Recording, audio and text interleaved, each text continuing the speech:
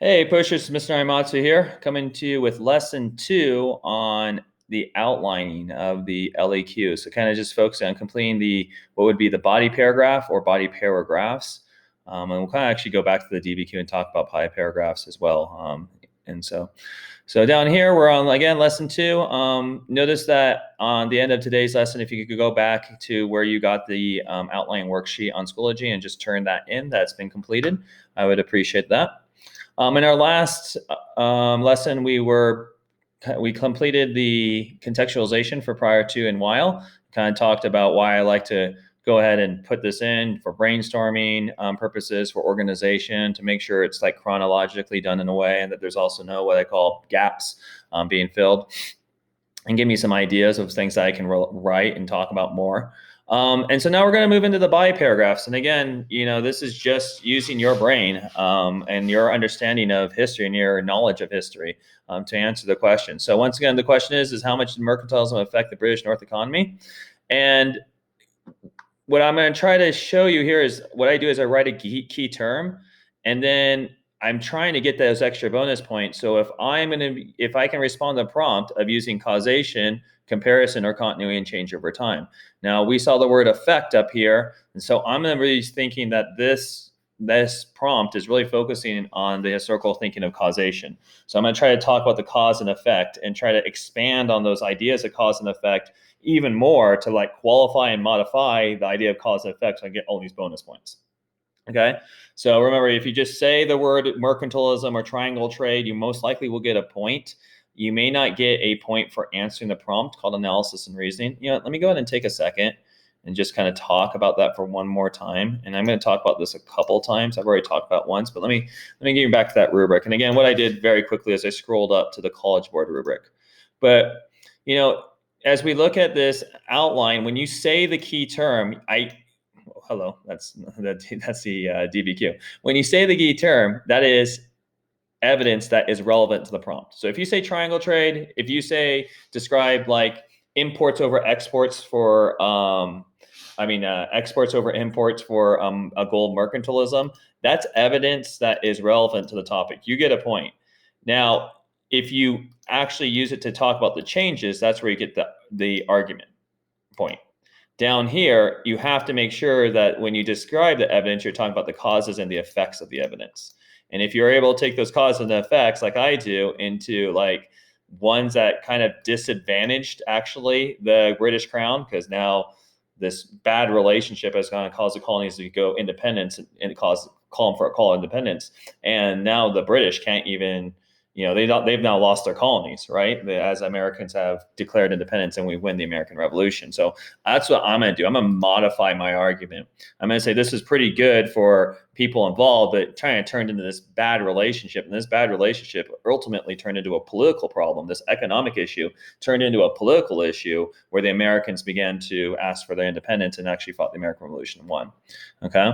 So as we go through this, what I'm trying to show you is this, how I would organize this when you are doing this on the day of the test or for the test in this class, is I'd write down the key term and then I try to explain, hey, in this case, causation, because I think we all agree that the prompt is focusing on the historical thinking scale of causation. Okay.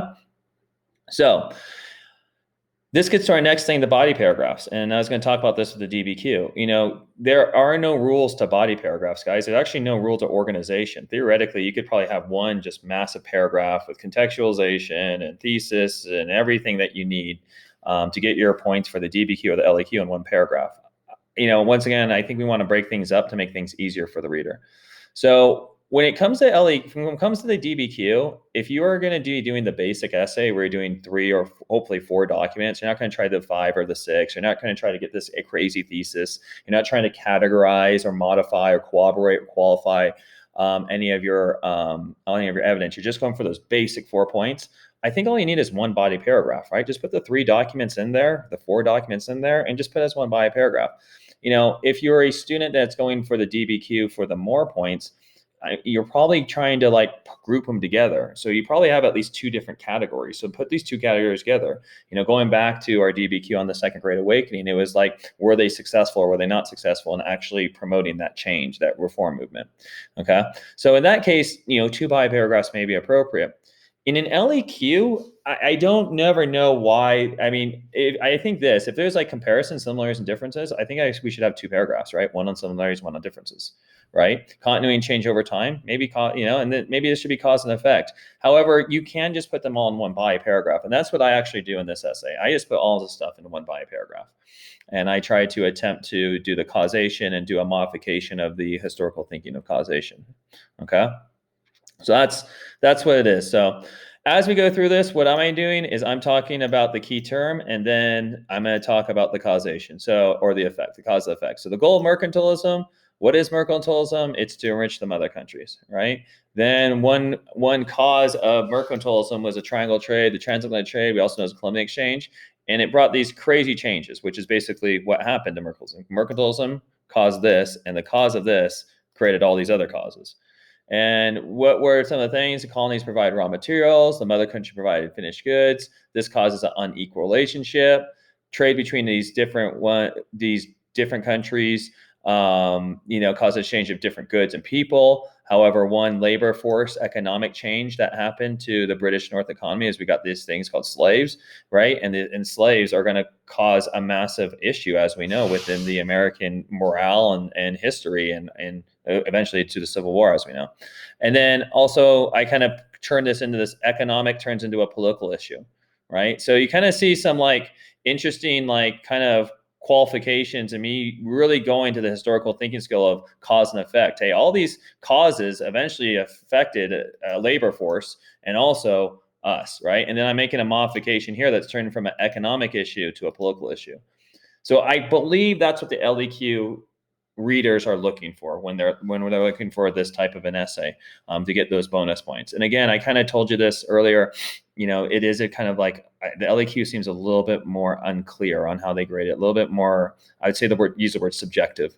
And that's true of the DBQ, but the DBQ, I feel like I have a greater sense of what defines basic meaning and sourcing than I do what a modification or qualification is in an LEQ.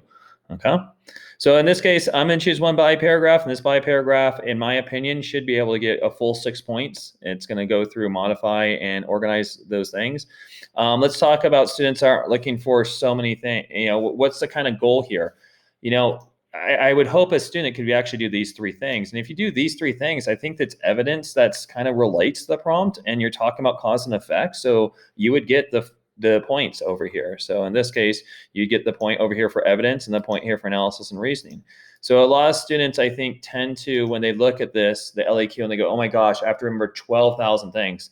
Guys, we're looking for maybe 3 to 5 things. If you remember 3 to 5 things, you're going to get these specific examples, and it's relevant. That's all we're looking for. I think we can contextualize. Hopefully we can write this thesis I'll show you after we have all the evidence. Hopefully you can write evidence, and hopefully you can use cause and effect. If you can't do these guys, again, those are bonus points, and you're going to see that in the test in this class. I'm asking you only do 4, and you're going to get extra credit if you're able to pull these off, if you want to try to pull this off. If you don't, you can get an A+ just doing these 4 different items. Our grade will be out of 4, just out of 40 points, just like the DBQ is out of 40 points, okay? And again, if we get 4 out of 7, or 4 out of 6 in this case, we are doing an awesome job, and we're putting ourselves in a very good place to be successful on the test. Okay, so that's what we just did. We completed this outline. We reviewed this body paragraph shaping template type of graphic organizer brainstorming form. Again, if you guys want to do this by hand, you can. You can just write things down. But just one point I'm trying to show you is, hey, write down the key term and then try to use the historical thinking skill. In this case, I believe it's causation. Right? Write down the key term and make sure that you put in and you answer the prompt: changes, effect. If you can get even crazier, good. If you can only get, hey, these 3 guys, if you could just do this, I think we're looking pretty good. Okay, they're trying to give you points, not take them away. All right, guys, so we'll get in the next one. We'll see this whole thing completed. So again, a little bit shorter of a lesson plan than the DBQ. I'm sure you like that. And we'll go through and kind of discuss a little bit of what happened inside there. And then we're going to take one more and really dive into the rubric a little bit more for you guys, so that you guys are clear about how they're grading it and how I will be grading yours as well. All right, guys, we'll see you in the next lesson. We'll have a completed essay for you.